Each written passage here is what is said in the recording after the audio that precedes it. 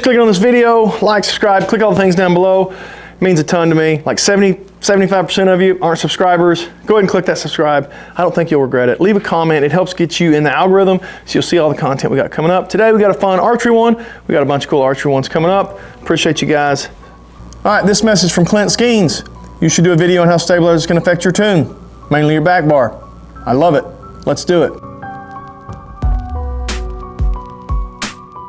All right, so here's what we're doing today. We are going to take this Mach 33, which has a bunch of weight on it. It's got a big front bar and back bar, a lot of weight on it. To be specific, 1, 2, 3, 4, 5, 6 ounces in the front, and 1, 2, 3, 4, 5, 6 ounces in the back. So pretty heavy, all things considered. The Mach 30 I've been shooting is 3 in the front and 5 in the back. So pretty heavy bow. It's a light bow, but it's a heavy stabilizer setup. So we're going to see if we remove these bars, how does it affect the tear? I need to shoot these new arrows anyway, see if they're tuned to this bow and see how they shoot. And then we'll kind of play around with the idea of stabilizer position, stabilizer weight, see if it makes a difference.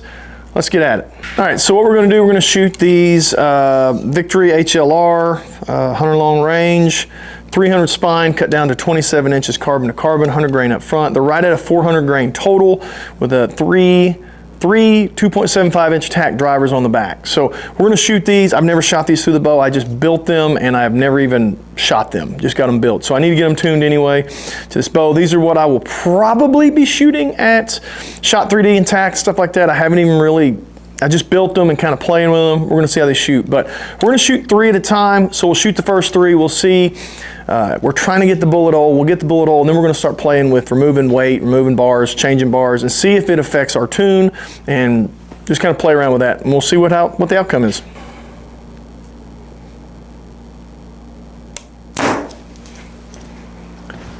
Maybe just a touch left.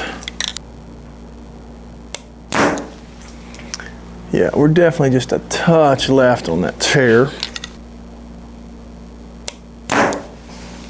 I don't know how well it shows up on camera, but we're definitely just a touch tip left. I could probably move the rest just a little bit and not have to actually move the shim much. So, but we're gonna play around with the bar itself and see, there's our first group of 3. If we adjust the bar, take it off, what does it do? I think the first thing to do is, let's take the bar off, shoot our next 3, and see what happens. All right, rear bar off, just the front bar. Definitely gonna feel a little weird.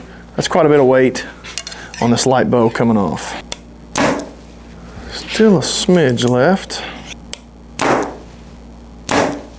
All right, so no back bar. You can see we're still just a smidge left, tip left. So not really any difference from our first one. So now let's adjust the angle of our back bar. I think we're pretty tight right now. We'll swing it out a little bit, shoot our next 3 over here. So I personally like my back bar to be pretty tight. We're gonna swing it out a little bit just because I don't really like them being out wide. I'd rather it be in. So this will feel different than what I'm used to. If this makes much of a change, we will, we might experiment with it bringing in real tight and seeing what happens. But the biggest change we can make right now would be kicking it out really awkwardly wide like that, which is gonna feel totally weird in my hand. Next 3 arrows coming up. It might have actually been worse left. So I don't know how well it'll show, but 2 of the 3 tore really hard left. I mean, this one too, but even compared to these other 6, they tore really hard left. So there might be something to the idea that swinging that stabilizer out really wide changes my grip and torques my bow one way or the other and makes a different tear. So I'm gonna try to bring it in really tight and let's see what it does. All right, so we've got it really wide, which I would never actually hunt like that, but for the sake of science,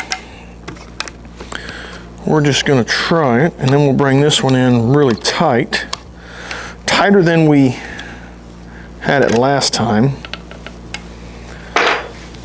So you can see it is just, well, I can't do that. I'm gonna hit that string. Whew, that'd been bad. Not that tight, but just close enough. These weights at the end of the stabilizer are gonna hit the string if I'm not careful, which would be bad. So this one, you could say, might be a little dangerous, but I've got it in way tighter than it was. Not way tighter, but a lot tighter than the test run before. Let's see if that tear moves to the right any at all.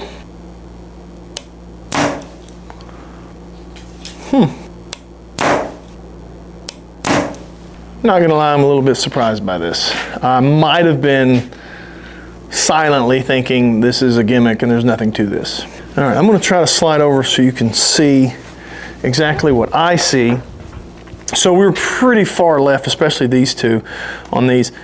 These, not so bad. This one's a little left.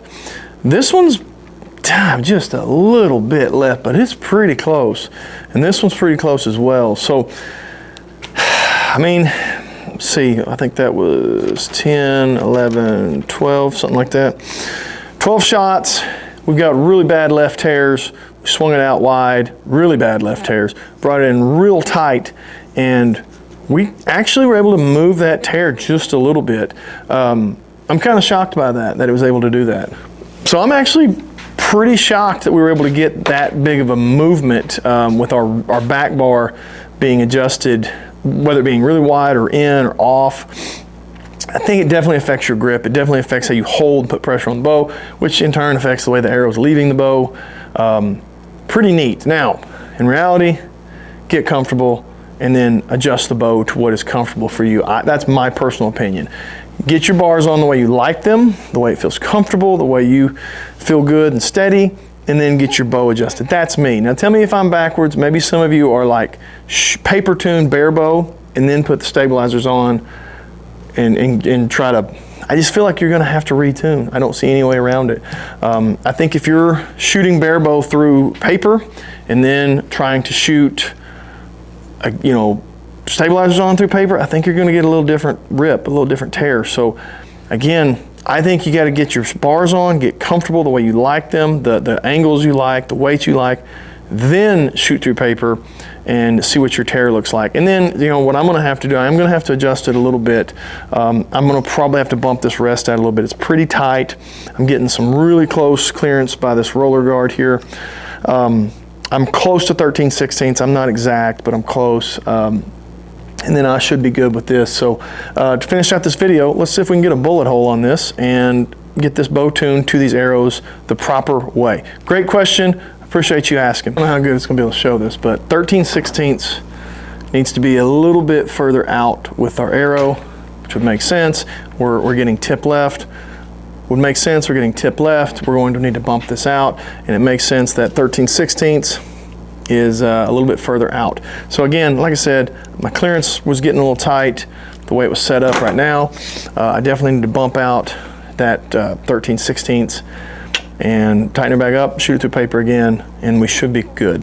I don't make a ton of adjustments on my stuff, but one thing I do like about these QAD rests is the Ultra Rest, being able just to make those fine clicks and then lock it down.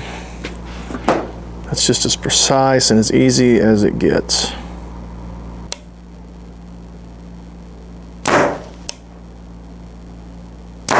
Okay, here we go again.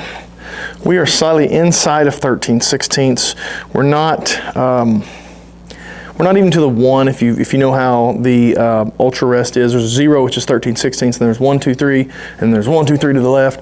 We're not to the 1, so we're just slightly inside it. We could obviously go more, but I try not to get too far away from 13/16. Let's see.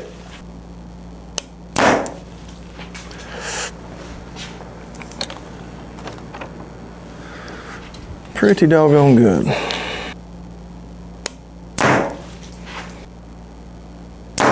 All right, so it took a few more shots than anticipated, and This one, the paper kind of tore, so it's hard to tell, but these two I'm happy with. I'm pretty content with them. I could move just a 1 or 2 clicks on my Ultra Rest and maybe even get those a little bit better. But those are really pretty good, I think. We'll shoot long range, see if they tighten up or if they stay big, but if their groups are tight, we're good with that. Those are plenty good. If you enjoyed watching the video, like, subscribe, leave a comment. If you've got something you think, hey, test this, leave it in a comment. This was just a comment that I agreed with. I thought, you know what, we should test that. Let's see what it does, because that's interesting. I hadn't thought about it. So leave me a comment. Let me know what you think of something. If you're looking at an e-bike, check out RamboBikes.com. Use RRR Woods at checkout. It'll save you a bunch of money. Turkey season's coming, and you don't want to walk a bunch. So get an e-bike. Appreciate you.